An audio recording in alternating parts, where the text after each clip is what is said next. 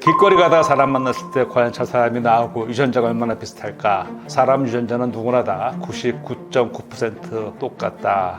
바꿔서 말하면은 0.01%가 다르다는 얘기인데, 사실 이게 좀 과장되고 좀 단순화된 경향이 있습니다. 그냥 단순 비교했을 때 대략 0.1%가 다르다는 거고요. 편집자가 오탈자 내지는 내용까지 보는 그런 맥락으로 보게 되면,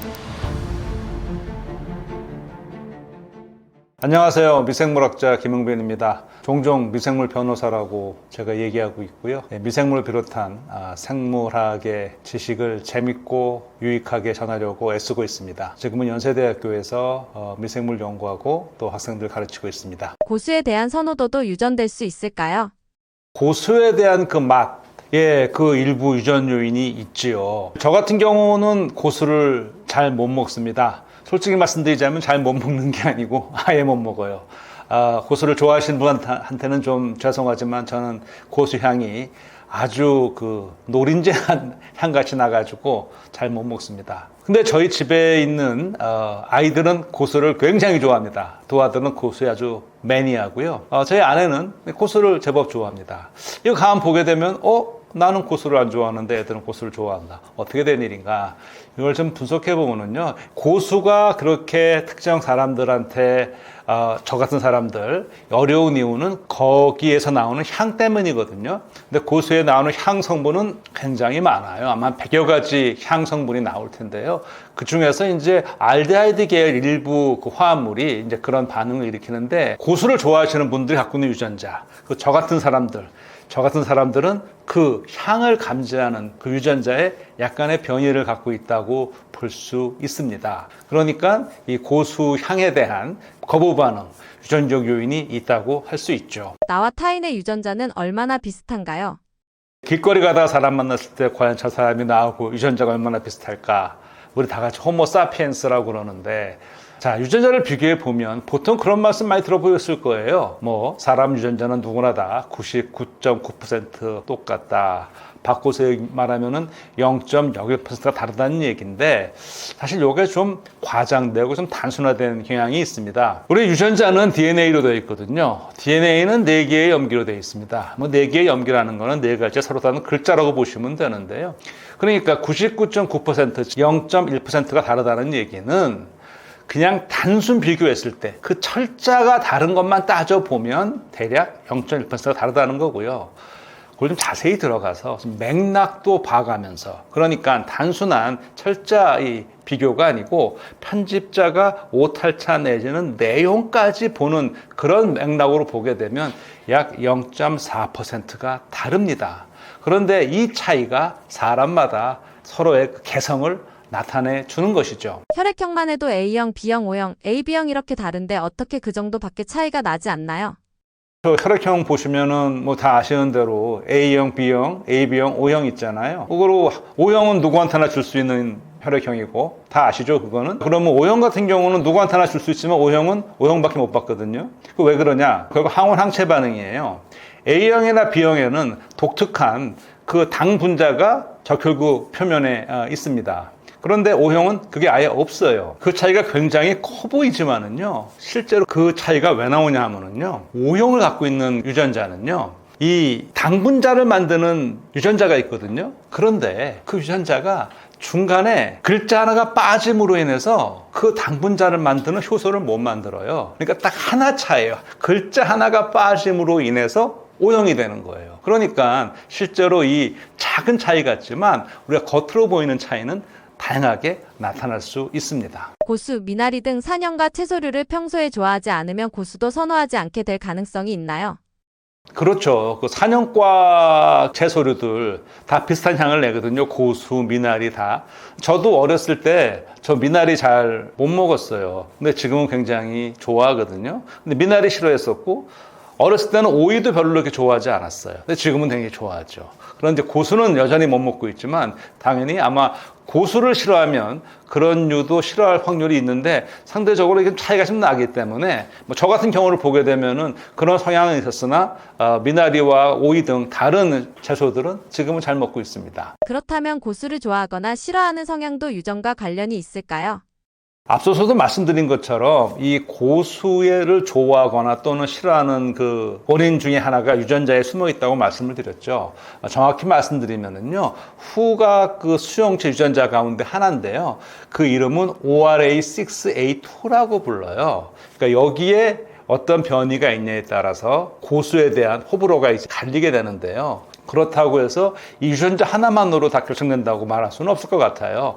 이게 문화적인 맥락도 있고요. 평소에 얼마만큼 고수에 노출이 됐느냐, 또는 언제부터 노출이 됐느냐, 먹어본 경험이 많으냐, 그거에 따라서 얼마든지 달라질 수 있다고 생각합니다. 처음에는 고수를 싫어했지만 시간이 지나면서 좋아하게 되는 경우도 있나요? 글쎄요. 제가 외국에서는 깻잎을 제가 잘 안 먹는 거를 알겠는데 북한은 잘 모르겠습니다. 근데 질문을 주셨으니까 답변을 드린다면 이 깻잎을 먹고 안 먹는 것 역시 그 큰 요인은 바로 문화적인 영향이 생각을 해요. 일단 깻잎은 향이 강하잖아요. 그리고 그게 식감도 이렇게 입으면은 좀 까칠까칠하니 부드러운 것도 아니죠. 그러니까 우리가 사실 그냥 그거를 흔히 먹는 서양식 샐러드에 첨가하기에는 조금 무리가 있을 것 같아요. 그런데 이제 우리는 굉장히 깻잎을 즐기거든요. 근데 제 기억 속에 제가 가만 생각해 보면 제가 아주 어렸을 때 70년대 심지어 80년대 초반에도 이런 돼지고기 삼겹살이나 쌈을 먹을 때 깻잎을 그렇게 흔하게 먹었던 것 같지는 않아요. 주로 상추 위주로 먹었던 것 같은데 언젠가부터 깻잎이 굉장히 인기가 됐거든요. 그런데 이 깻잎을 분명히 우리가 즐긴다는 걸 보면 어디서 알 수 있냐면 안도현 시인의 그 병어와 깻잎이라는 시가 있거든요. 그 시 내용이 이렇습니다. 군산 째보 선창 선술집에서 막걸리 한 잔자 시켰더니 병어회가 안주로 나왔다. 그 꼬순 것을 깻잎에 싸서 먹으려는데 주모가 손살에 치며 달려왔다. 병어회 먹을 때는 꼭 깻잎을 뒤집어 싸 먹어야 한다고. 그래야 입안이 까끌거리지 않는다고. 안도현 시인은 지금도 활동하고 계신 분이죠. 그러니까 이 시를 보게 되면 이 깻잎은 분명히 우리가 먹긴 먹었는데 정확히 언제부터 이렇게 대중화된지는 모르겠지만 하여간 최근엔 대중화가 됐어요. 자, 그러면 우리나라에서는 사실 깻잎을 받아들이기가 굉장히 수월했던 게 우리는 워낙 나물도 많이 먹고 이런 채소들하고 굉장히 친숙하죠. 그리고 장아찌도 담글 줄 알고요. 양념, 쌈, 문화가 다양하니까 뭐 깻잎 하나 추가해서 먹는 거는 굉장히 자연스러운 일이 될 것 같아요. 그런데 외국은 그렇다고 치고 그러면 북한에서는 그렇게 질문을 하시니까 만약에 진짜로 북한에서 깻잎을 잘 안 먹는다 그러면 아마도 그거는 그 용도의 차이가 아닐까 싶어요. 즉 들깨를 잎보다는 들깨를 짜기 위해서 열매를 얻기 위해서 기름을 얻기 위해서 그러는 게 아닐까. 또는 우리처럼 쌈으로 즐길 만한 다른 음식, 쌈을 곁들여 먹는 거잖아요. 뭐 그런 것이 좀 부족해서 그러지 않을까? 그냥 그렇게 저는 추정을 해보겠습니다. 깻잎을 외국이나 북한에서는 잘 먹지 않는 이유가 유전적 특징 때문인가요? 왜 유독 한국에서만 즐겨 먹게 되었을까요?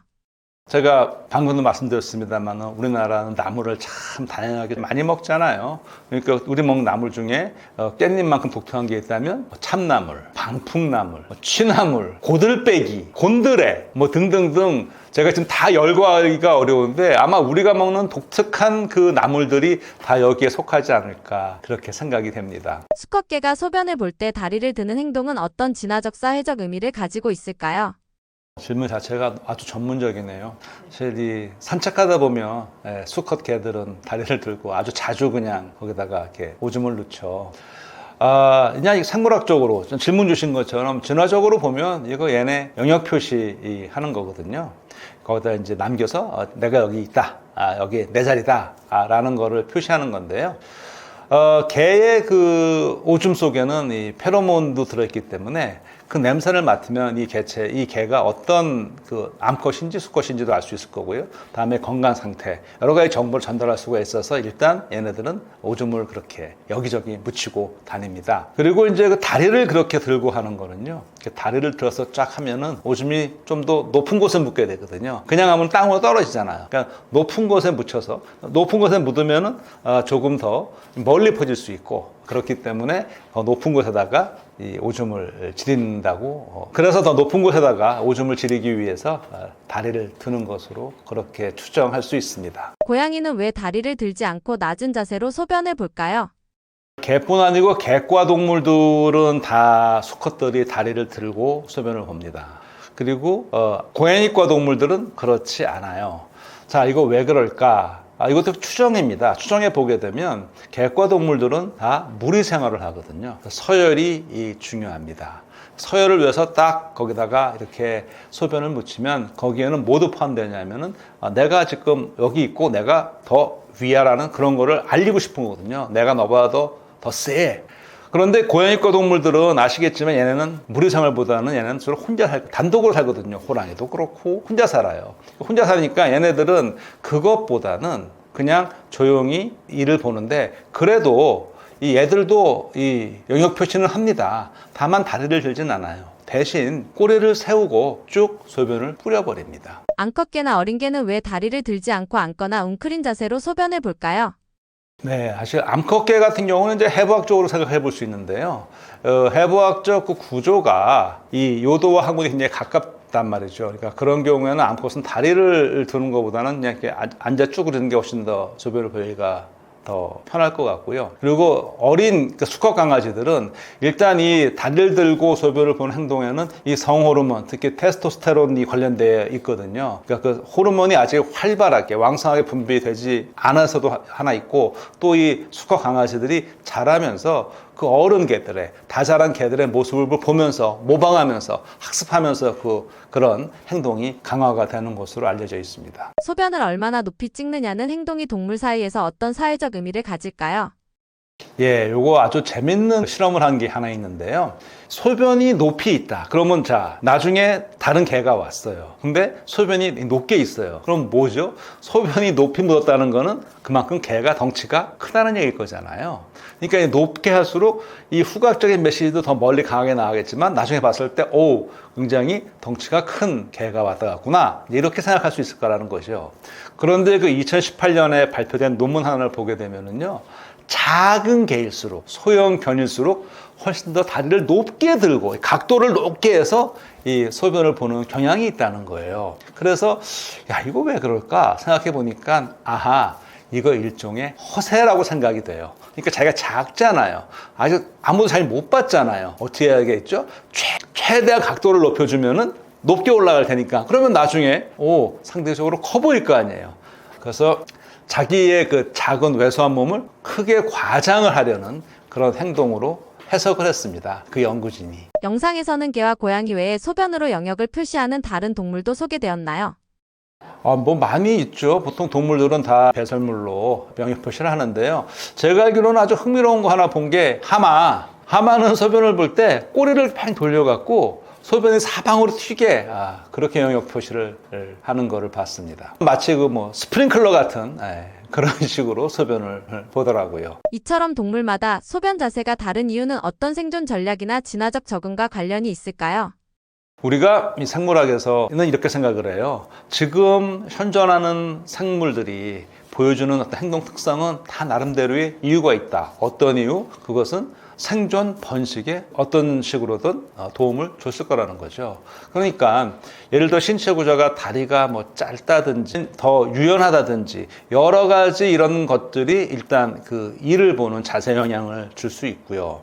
또 하나는 사회적으로 단독 생활을 하느냐, 무리 생활을 하느냐, 여기에 따라서도 경쟁이 얼마나 강하냐, 그 내부에서 서열 관계가 어떠냐, 여기에 따라서도 이제 또 이 이를 보는 자세가 달라질 수 있고, 전략, 즉 나의 흔적을 감추는 게 유리한 거냐, 아니면 과시해서 남기는 게 유리한 것이냐, 거기에 따라서 소변을 보는 방식이 다르게 진화해 왔다고 생각해 볼 수 있습니다. 서로 다른 영역 소변을 보면 어떻게 생각할까요? 우리가 키우는 반려견, 반려묘가 서로의 오줌 냄새 당연히 다른 걸 인식을 하겠죠. 근데 어떻게 느끼겠느냐? 야생이라면 여기 늑대와 호랑이 이런 경우가 되는데 늑대와 호랑이 그들의 서식지가 얼마나 겹칠지 하는 문제. 근데 사자 같은 경우는 무리 생활을 하거든요. 고양이과 동물 중에 사자는 무리 생활을 해요. 그러면 사자는 다리를 들고 수컷 사자가 다리를 들고 소변을 보느냐? 아니거든요. 왜 그러냐? 걔는 무리 생활을 하는데 아마도 그것은 진화 과정에서 고양이들의 그 디폴트 값은 다리를 들지 않는 거라 생각이 되고요. 수컷 사자 같은 경우는 이 굳이 다리를 들지 않아도 충분히 그 강한 거를 보일 수가 있는 게 그 포효라든지 이 갈기라든지 사자 이 수컷 털이 있잖아요. 갈기 털이라든지 그 엄청난 덩치 등으로 해서 아마 굳이 그거 다리를 들지 않아도 자기의 그 어떤 그 아우라를 과시하는 데는 충분하지 않나 생각이 됩니다. 사람마다 고유한 체취가 다른 이유는 무엇인가요?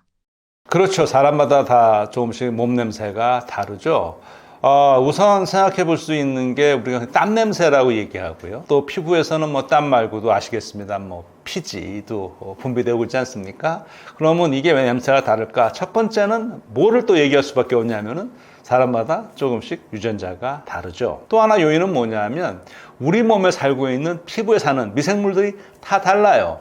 이 미생물들은 결국 피부라는 것은 이들의 집이거든요. 거주지예요. 여기서 살고 있어요. 먹을 게 필요하죠. 뭘 먹고 살까요? 바로 우리 몸에서 분비되는 뭐 땀이든 뭐든 거기서 나오는 그런 모든 물질을 먹고 살거든요. 그럼 미생물도 이런 걸 먹으면 어떻게 하죠? 얘네도 먹고 배설물을 내놔야 돼요. 미생물 종류가 다르면 나오는 배설물도 달라지겠죠. 그러면 사람마다 냄새가 달라질 겁니다. 유전자 측면을 살펴보자면요. 주조직 적합 복합체라는 유전자가 있어요. 이게 Major Histocompatibility Complex라고 하고요. 줄여서 MHC라고 그러거든요. 이건 면역 관련 유전자예요. 그런데 이 유전자가 이 채취 형성에도 영향을 줍니다. 이 MHC 유전자의 그 주기능은요. 우리 만약에 몸에 병원체가 침입하잖아요. 그러면 이제 그 병원체가 공격을 받아서 조각이 났을 때 그 조각을 다른 면역세포에게 보여주는 역할을 해요. 근데 사람마다 그 조합이 달라요. 그런데 이 MHC 유전자가 이 면역 기능뿐 아니라 이 채취에도 영향을 준다는 사실이죠. 이와 관련해서 유명한 연구가 하나 있는데요. 1995년에 스위스 연구진이 진행한 실험인데 이거 참 흥미롭기도 하지만 살짝 좀 엽기적이기도 합니다. 실험을 이렇게 진행을 했어요. 젊은 남성들에게요. 이틀 동안 티셔츠를 계속 입고 벗지 말고 계속 입고 있게 했어요. 그러니까 입고 활동하고 잠도 자고 뭐 땀도 흘리고 다 했겠죠. 그렇게 한 다음에요. 그 티셔츠를 수거해서 여성들에게 모르는 여성들에게 그 냄새를 맡게 했어요. 그리고선 어떤 향기에 가장 끌리냐고 물어봤어요. 그런데 결과 굉장히 재밌습니다. 이 여성들이 가장 매력적이라고 얘기했던 그 셔츠의 주인들을 봤더니요. 그들의 MHC 유전형과 그리고 여성들과는 상대적으로 달랐어요. 이 연구진은 이런 결과를 어떻게 해석했냐면요.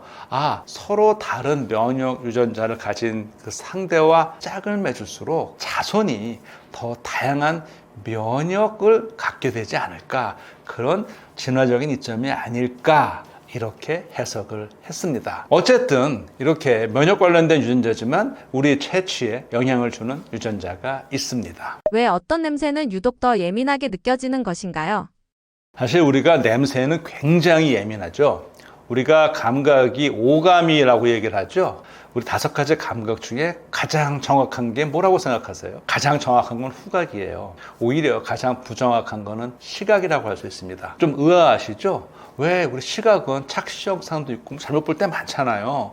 근데 후각은 이런 게 있어요. 이건 무슨 냄새지? 그 대상이 정확히 이름은 기억 안 나도 여기서 맡은 냄새인데 무슨 냄새지? 일관되게 냄새를 기억해냅니다. 굉장히 민감해요. 정확하고요. 민감한 이유는 이 후각, 냄새를 맡는 이 신경은요, 코에서 곧바로 뇌로 올라갑니다. 이 냄새가 곧바로 편도체, 주로 감정을 관여하는 뇌 부분이죠. 그리고 해마, 기억을 관장하는 뇌의 부위입니다.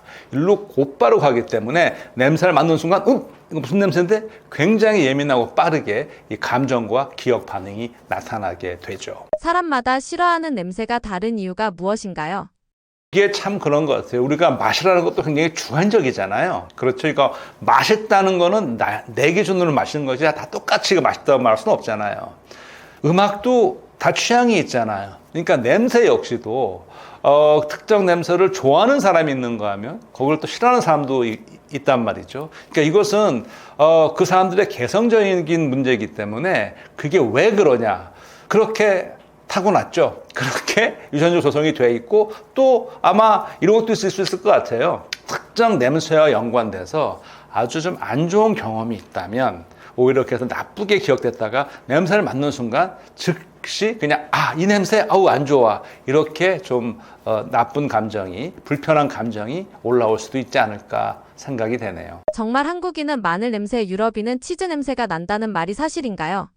네, 사실 이거는 뭐 완전히 사실이라고 말할 수는 없을 것 같습니다. 하지만 일부는 또 그럴 수 있죠. 왜냐하면 우리가 그 음식을 많이 먹으면 당연히 거기에 있는 성분이 채취로 나오는 거는 당연한 얘기겠죠. 근데 사실 사람을 냄새를 얘기하는 건 상당히 조심스러운 얘기거든요. 이거는 까딱 잘못하면은 아주 그 차별적인 그 말이 될 수 있잖아요. 어쨌든 과학적으로 한번 풀어보자면은요. 마늘 냄새, 마늘에는 가장하지만 그 마늘 냄새의 그 아주 톡 쏘는 그 냄새의 주성분은 알리신이라는 화합물이거든요. 이 밖에도 마늘에는 이 황을 포함한 유황이 들어있는 화합물이 많아요. 그 냄새가 많이 납니다. 그러니까 마늘을 꾸준히 계속 먹으면 아무래도 이 채취, 땀에서 나오는 걸 뿐 아니라도 이 몸에 냄새가 당연히 배겠죠. 근데 우리는 못 느끼죠. 그런데 이제 마늘을 잘 먹지 않는 그런 사람들이 본다면 냄새를 느낄 수 있을 거예요. 반대로 서양에서 치즈를 많이 먹고 하다 보면 그 치즈에는 우유에서 유래하는 단백질과 지방이 있단 말이에요. 근데 이것이 이제 발효되고 숙성되는 과정에서 각종 지방산과 이제 그 아민 계열, 이 아민 계열 화합물도 냄새가 좀 독한 것들이 많거든요. 그 생선의 뭐 비린내라든지 그런 게 아민 계열이 많은데 이런 화합물이 많다 보니 마찬가지로 이 치즈를 계속 오래 많이 먹고 그러면 아까 우리가 마늘 향 나는 것처럼 이 냄새도 날 수 있을 것이고 반대로 이번에 여기에 잘 익숙하지 않은 우리가 접하게 되면은 냄새가 난다고 할 수도 있겠죠. 그렇다면 꽃은 왜 대부분 좋은 향기를 내는 것일까요? 일단 뭐 꽃의 향기는 대부분 다 좋죠. 근데 이제 꽃의 향기를 왜 낼까요? 꽃의 향기를 내는 이유는 꽃은 식물의 무슨 기관이죠? 꽃의 기능. 꽃에서 열매가 맺잖아요, 결국은. 꽃은 식물이 번식하기 위한 식물의 상식기관이거든요. 그렇죠? 번식을 해야 돼요. 자, 수분도 해야 돼요. 그럼 어떻게 돼야 되죠? 동물들을 끌어 드려야겠죠. 그러니까 그 냄새를 퍼뜨리는 거는 그런 맥락에서 이해할 수 있을 것 같습니다. 사람마다 땀 냄새가 다른 이유는 무엇인가요? 우선 앞서서 말씀드렸습니다만은 땀 냄새, 땀 자체는 사실 거의 무색무취입니다. 그런데 이 땀 냄새가 나는 주 원인은 우리 피부에 어떤 미생물, 특히 어떤 박테리아, 세균이 살고 있느냐가 중요하거든요. 얘네가 그 땀에 있는 성분들을 먹고 이 대사물, 배설물을 내놓는 과정에서 이제 냄새가, 독특한 냄새가 나는 거거든요.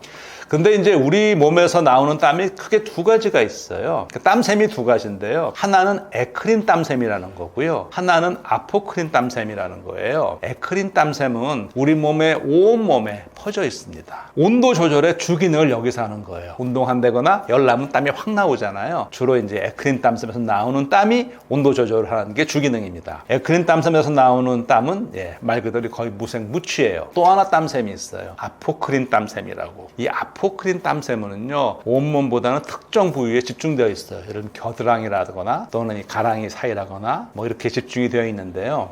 여기 이 땀샘에서 나오는 땀은 여기에는 단백질과 이 지질 등이 같이 포함이 돼 있어요. 그리고 이 땀은 이렇게 약간 끈적해요. 그래서 이 땀이 많이 이제 이렇게 묻어서 마르게 되면 약간 하얀색 옷은 좀 누렇게 될 수도 있습니다. 왜 우리가 가끔 왜 그 TV 프로 보면은 이 곁땀이라고 그래가지고 그런 거 보이는데 바로 이게 아포크린 땀샘에서 나온 땀이거든요. 상대적으로 이 땀은 에크린 땀보다는 냄새가 있습니다. 그래도 진짜 이제 실제 땀 냄새가 아주 강하게 나는 것은 바로 거기에 있는 미생물이 이 땀을 먹고 내놓은 배설물 때문이에요. 참고로 에크린, 아포크린 이걸 한번 뭐 기억하기 어렵다, 기억하고 싶다 하시다면 저는 이렇게 기억합니다. 에크린 땀샘은 온몸에 있다고 그랬잖아요. everywhere. 그래서 에크린, 남는 아포크린은 자연스럽게 특정 부위가 되겠죠. 옷을 빨아도 냄새가 남는 이유는 무엇인가요?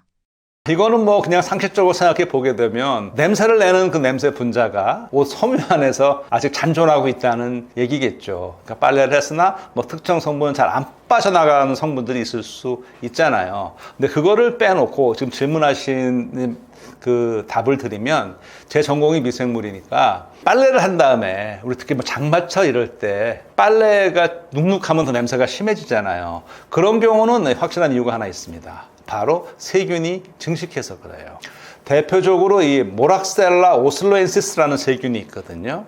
이 세균이 이제 땀의 피지 성분을 이제 분해하면서 여러 가지 냄새가 나는 물질을 만드는데요. 그러니까 이 세균이요, 그 젖은 빨래에 남아있는 어떤 물질들을 얘네가 분해해버리면 거기서 아주 쿰쿰한 냄새가 납니다. 그래서 이 덜 마른 빨래에서 나는 그런 퀴퀴한 냄새는 많은 경우에 아마도 이 모락셀라 오슬로엔시스 때문일 가능성도 큽니다. 냄새나는 땀을 관리하면 냄새를 줄일 수 있을까요?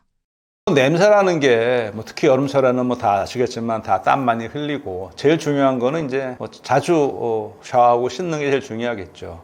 그런데 이제 앞서 말씀드린 것처럼 같은 땀이라도 특히 이제 아포크린 땀 쓰면서 나오는 땀은 상대적으로 좀 더 그 냄새가 더 나니까 좀 관리를 더 철저하게 하는 게 중요하겠죠. 그리고 이제 다 각자 자기 몸을 알잖아요. 만약 내가 좀 겨드랑이에 땀이 많은 차이는 그런 체질이다 그러면 좀 더 신경을 쓰는 게 좋을 것 같고요. 내가 겨드랑이에 땀이 좀 많은 그런 체질이다 싶으면 좀 더 신경을 써서 그렇게 좀 관리를 하는 것이 방법이 아닐까요? 대나무는 나무가 아니라는데 어떻게 된 거죠?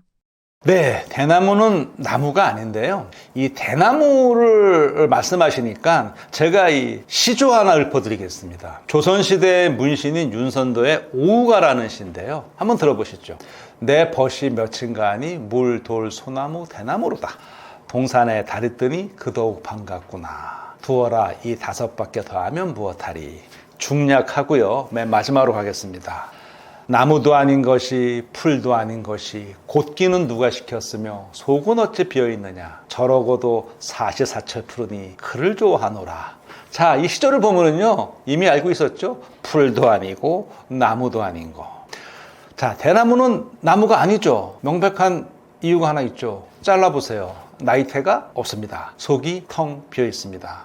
근데 이 대나무라고 부르니까 나무가 붙어서 그런데 사실 대나무는 대를 일상적으로 이르는 말이에요. 대는 그 대의 줄기가 단단하고 기니까 그걸 나무로 생각해서 대나무라고 부르는 건데요. 이 사실을 말씀드리자면 대는 벽과에 속하는 벽과 식물이에요. 분류학적으로 말하면 벽과 대나무 속 식물을 통칭하는 말입니다. 그러니까 대나무는 초본 식물, 풀이에요. 풀에 속하면서도 이 겉에가 목질화 딱딱하게 돼 있어서 나무처럼 보이는 것이죠. 대나무는 어떻게 물을 마실까요? 다른 나무들이 물을 마시는 것과 다를까요? 지금 질문이 참 재밌는데요. 나무가 물을 마시는 법. 아주 좋습니다. 나무가 물을 어떻게 흡수하느냐. 이제 그걸 물어보신 거죠? 네. 보통 식물은 뿌리로 물을 흡수하죠. 그리고 줄기 안에 물관이라는 가느다란 관이 있어요. 그래서 물관을 통해서 쭉 위로 올라가서 이제 잎으로 다 보내는데요. 이 과정에는 크게 3가지 힘이 작용합니다. 첫 번째는 모세관 현상이에요. 우리 잘 알잖아요.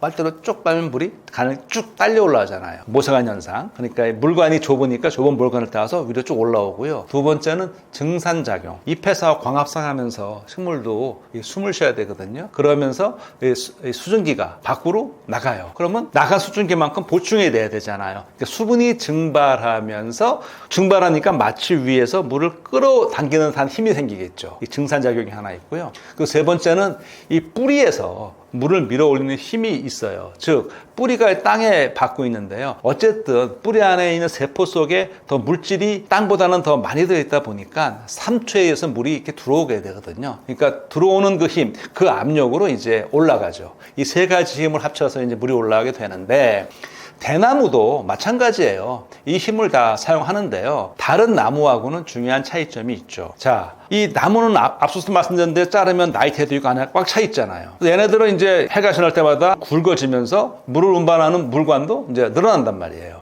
근데 대나무는 처음에 죽순에서 한번 딱 자라서 굵기가 정해지면 그 굵기로 위로 길이만 쭉 올라가는 거거든요. 그러니까 이 물관이 더 늘어나지는 않을 거잖아요. 자라면서. 그런데 대나무는 아예 처음 출발할 때부터 그 줄기 안에 아주 많은 물관들이 있어요. 물길이 아주 효율적이에요. 그래서 물길이 또 아주 곧잖아요. 대나무는 곧게 쫙 뻗어 있어서 물이 상대적으로 더 빠르게 흐를 수 있습니다. 그리고 이 대나무는 이 뿌리에서 밀어주는 힘, 이 근압도 아주 강해서요. 잘 올라갈 수 있고 잎에서도 얘가 대나무가 빨리 자라고 하기 때문에 수분도 많이 밖으로 내보내서 더 물을 더 잘 빨아 올려주니까 이런 요소들이 다 합쳐져서 대나무는 물을 위까지 쭉 끌어올려서 아까 말씀하신 것처럼 물을 마시고 있습니다. 대나무는 한번 꽃을 피우면 일대의 모든 대나무가 같이 꽃을 피우고 죽는다는데 왜 그런 걸까요? 예, 보통 대나무는 뭐 30년에서 뭐 100년 정도 자란 다음에 딱 한 번 꽃을 피운다고 그래요. 그리고 꽃이 피고 나면 그 지역의 대나무들이 모두 생을 이제 마감한다고 그러거든요. 그러니까 꽃을 다 피우고 동시에 꽃을 피우고 동시에 생을 마감한다 그러는데 그 이유는 대나무가 평소에 이렇게 많다는 얘기는 그 지역의 대나무들은 사실 다 하나에서 출발한 거예요. 즉 뿌리 줄기를 통해서 계속 번식한 거거든요. 무성생식이죠. 그러니까 하나의 개체가 계속 뿌리 줄기를 통해서 대나무 이 군락을 이뤘던 건데요. 결국 유전적으로는 다 똑같은 개체인 거예요. 꽃이 피는 시점은 일종의 그 내부 시계처럼 안에 이렇게 이미 프로그램이 되어 있거든요. 그러니까 그 시기가 오게 되면은 다 똑같은 클론들이니까 동시에 꽃을 피우죠. 자, 그리고 나면 근데 그건 좋은데 꽃이 피고 왜 곧바로 다 죽냐? 거기에 대한 설명하는 가설이 하나 있어요. 유력한 가설인데요. 포식자 포만 전략이라는 가설이에요. 이 대나무의 씨앗은 녹말이 풍부해요. 우리 뭐 쌀이나 이런 곡물처럼요. 보통 이제 이 씨앗을 먹고 과일씨 같은 경우는 과육을 먹고 씨는 그대로 동물의 장을 통과해서 딴 데로 가서 번식이 돼야 되잖아요. 근데 대나무는 그렇지가 않아요. 씨앗 자체가 그냥 먹으면은 이게 소화가 돼 버리니까 동물들이 이걸 먹으면은 얘는 발화할 수가 없이 다 그냥 알아서 소화되고 마는 거예요. 그러니까 대나무는 한 번에 꽃을 피워서 많은 씨를 뿌리면 여기가 녹말이 많아서 이 설치류를 비롯한 여러 동물들이 굉장히 좋아하는 그런 먹잇감이거든요. 이거를 먹더라도 워낙 많은 씨를 한 번에 뿌렸기 때문에 그중에 상당수는 살아남아서 다 먹지는 못할 테니까 그 다음에 자손을 번식할 수 있다. 아마 그런 생존 전략이 아닐까 합니다. 대나무의 다양한 종류와 그 활용 또한 다양하다고 하는데 어떤 게 있을까요? 대나무는 전 세계적으로 한 1,500여 종 넘게 있다고 그래요. 대개는 이제 아시아, 아프리카, 그리고 남미의 열대, 아열대 지역에 집중되어 있는데요. 우리나라만 한번 보게 되면 이 국립산림과학원 자료에 따르면은 우리나라에 자생하는 대나무류는 5속에 19종이 있답니다. 이 가운데 경제적으로 가치가 높은 거는 크게 3가지인데요. 왕대, 솜대, 그리고 맹종죽이에요. 왕대는 이름 그대로 우리나라 자라는 대나무 가운데 가장 큽니다. 이거 이제 남쪽 지방에서 많이 심고요. 이 줄기가 시퍼렇고 이 거뭇거뭇한 점이 있습니다. 그리고 이 맹종죽은 주로 죽순을 먹으려고 이 밭에 심어 기르는 대나무입니다. 이 맹종죽 죽순은요, 4월쯤에 왕대보다 좀 먼저 올라와요. 왕대는 6월경에, 왕대는 6월쯤에 죽순이 올라오거든요. 그리고 맹종죽 죽순이 이 왕대보다 죽순이 더 굵어요. 그런데 이 죽순은요, 그게 왕대건 맹종죽이건 간에 다 독이 있어서요, 반드시 그건 익혀서 먹어야 합니다. 그리고 왕대나 맹종죽보다 조금 작은 대가 있는데요. 이 대는 거기에 그 줄기에 흰 가루가 묻어 있어서 분죽이라고도 부른다고 합니다. 활용 사례를 보자면 요즘 무더운 여름철이니까 떠오르는 게 일단 죽부인이 있죠. 물론 좀 많이 사용하지는 않지만요. 대나무가요, 이 건축, 특히 인테리어 자재로는 많이 활용되고 있어요. 특히 최근에 그 바닥재로도 많이 쓰이고요. 그리고 이게 친환경, 이 플라스틱을 대신해서도 잘 많이 활용이 돼요. 건축 자재뿐 아니고 요즘에 이제 숙박업소에 가면 친환경을 많이 강조해서 칫솔도 그렇고 이 여러 가지를 대나무로 만든 경우도 있고요. 그리고 악기, 우리가 아는 뭐 대금, 퉁소, 피리 다 이거 대나무로 만들잖아요. 특히 최근 들어서는 이 대나무가 이제 빨리 자라고, 그러니까 그만큼 산소 포집을 잘하는 거니까 탄소, 이 중립화에도 도움을 줄 수 있어가지고 대나무에 대한 그 관심이 그 어느 때보다 높아지고 있습니다. 죽순은 어떻게 그렇게 빨리 성장하면서도 부드러운 조직을 유지할 수 있나요? 사실 그 죽순이 부드러운 건 아주 간단합니다. 어린 조직이라 그래요. 식물도 어린 잎에서 팔잖아요. 그러니까 어린 그 조직이라서 아직 성숙이 안 돼서 부드러운 건데요. 대나무는 생존 전략이 죽순이 빨리 자라서 금방 대나무가 되면 딱딱해지잖아요. 더 이상 먹을 수가 없어요. 그러니까 죽순은 굉장히 채취 시기가 중요하다고 그러거든요. 어느 시기를 딱 넘어가 버리면 그냥 빨리 자라니까 그 시기를 놓쳐버리면 먹을 수가 없대요. 그러니까 우리가 그거를 잘 알아서 그때 채취를 하는 것이지, 나름대로 이 대는 자기가 그 어린 시절, 유약한 시기를 빨리 벗어나서 자라려고 애를 쓰고 있습니다. 그런데 인간이 또 그걸 딱 노려서 죽순을 즐기고 있는 것이죠. 대나무 뿌리는 어떻게 퍼지나요? 집이나 건물에 피해를 줄 수 있나요? 대나무는 앞서서 말씀드린 대로 아까 지하 그 뿌리 줄기에서 이제 개체가 새로 올라온다고 그렇게 번식한다고 말씀드렸잖아요. 이 줄기가 옆으로 쫙 퍼져나가는데 굉장히 빠르게 퍼져나가요. 빠르게 퍼져나가기 때문에 그 벽을 좀 밀어낼 수도 있고요. 우리 집 대나무가 옆집 안으로 확 퍼져갈 수도 있고, 다른 농작물의 성장에도 지장을 줄 수가 있습니다.